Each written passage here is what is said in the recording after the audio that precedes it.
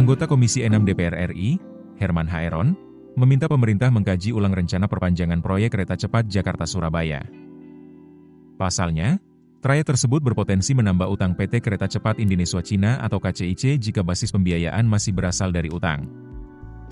Saat ini saja KCIC harus menanggung utang besar dari proyek pembangunan kereta cepat Jakarta-Bandung yang hanya berjarak sekitar 150 km. Sementara Jakarta-Surabaya berjarak sekitar 70 km, sehingga dipastikan biaya pembangunan proyek tersebut berkali lipat lebih besar dibandingkan Jakarta-Bandung.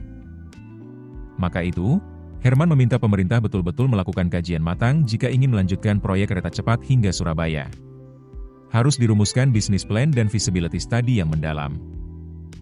Maka itu, rencana untuk mengeksekusi proyek ini jangan terburu-buru dilakukan.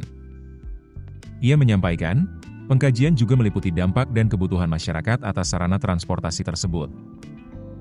Jika proyek ini memang menjadi hal yang esensial bagi negara, tidak masalah dilanjutkan. Sebagai gambaran, total utang kereta cepat Jakarta-Bandung mencapai sekitar 7,27 miliar dolar AS atau sekitar 120,38 triliun rupiah, kurs Rp16.500 per dolar AS. Dari total itu, 75% dibiayai melalui pinjaman China Development Bank, CDB, dengan bunga 2% per tahun dan tenor 40 tahun.